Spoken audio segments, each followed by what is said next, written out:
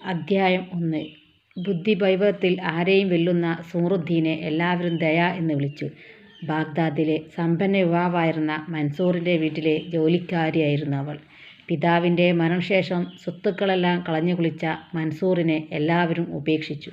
അയാളെ രക്ഷിക്കുവാൻ ദയ തീരുമാനിച്ചു. മൻസൂറിന് കച്ചവടം തുടങ്ങുവാനായി സ്വയം അടിമയാകാൻ ദയ തയ്യാറാകുന്നു. തന്നെ വിൽക്കുവാൻ ദയ മൻസൂറിനോട് നിർദ്ദേശിക്കുന്നു. ചന്തയിലെത്തുന്ന ദയയെ മൻസൂറിനെയും രാജഭടന്മാർ കാണുകയും രാജസമക്ഷത്തെത്തിക്കുകയും ചെയ്യുന്നു. അവളുടെ അറിവും ബുദ്ധിവൈഭവവും പരീക്ഷിക്കപ്പെടുന്നു. പണ്ഡിതന്മാരുടെ ചോദ്യങ്ങൾക്ക് പതറാതെ ഉത്തരം നൽകിയ ദയ എല്ലാവരെയും അത്ഭുതപ്പെടുത്തി. ബുദ്ധിപരീക്ഷണങ്ങളിൽ വിജയിച്ച് സമ്മാനങ്ങളുമായി മടങ്ങിയ ദയയുടെയും മൻസൂറിൻ്റെയും ജീവിതം പിന്നീട് അത്ഭുതകരമായി വഴിമാറുകയായിരുന്നു. പകൽ. മറ്റൊരു രാജ്യത്തിലെ കൊട്ടാരത്തിലേക്കുള്ള പ്രവേശന കവാടത്തിനടുത്ത് പശ്ചാത്തലത്തിൽ കൊട്ടാരക്കെട്ടിലേക്കുള്ള വലിയ പ്രവേശന സ്ഥലം. കാണാവുന്ന ഇടത്ത് കുറേ ആളുകൾ കൂടി നിൽക്കുന്നു. അവരുടെ അടുത്തേക്ക് ഒരു വഴിപോക്കനെപ്പോലെ കുതിരപ്പുറത്ത് യുവാവ് ദയ കടന്നു വരുന്നു. അവർ ഒരു മണ്ഡപത്തിൽ വഴിയാത്രക്കാർക്ക് വെള്ളം കൊടുക്കുന്നുണ്ട്. താഴെ ഒരു തൊട്ടിയിൽ വെള്ളം. അവൾ ഇറങ്ങി കുതിരയെ വെള്ളത്തിൻ്റെ തൊട്ടിക്കടുത്തേക്ക്. ആളുകൾ ദയയെ ശ്രദ്ധിക്കുന്നില്ല. അവർ പരസ്പരം പറയുന്നത് അവൾ കേൾക്കുന്നു.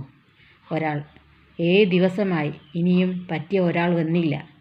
രണ്ടാമത്തെയാൾ: ദൂരസ്ഥലങ്ങളിലും കുട്ടി അറിയിക്കേണ്ടതായിരുന്നു.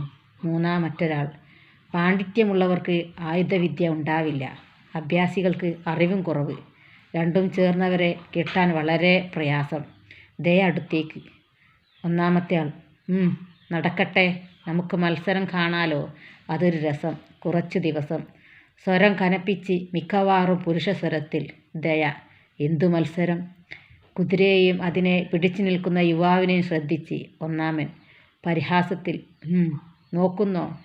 നിയമപ്രകാരം ആർക്കും ഒരു കൈ നോക്കാം. പക്ഷേ ചെറുക്കന്മാർ ആരും ധൈര്യപ്പെട്ടിട്ടില്ല. അവൾ താൽപ്പര്യത്തോടെ നോക്കുന്നു.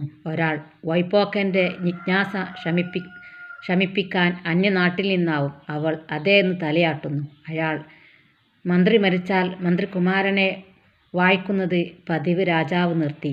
അതിനു മുമ്പ് ചില കാരണങ്ങളുണ്ടായി എന്ന് വച്ചോളൂ.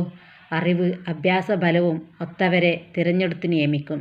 നേരത്തെ പരിഹസിച്ച ആൾ: ഒന്ന് മത്സരിക്കണമെന്നുണ്ടോ?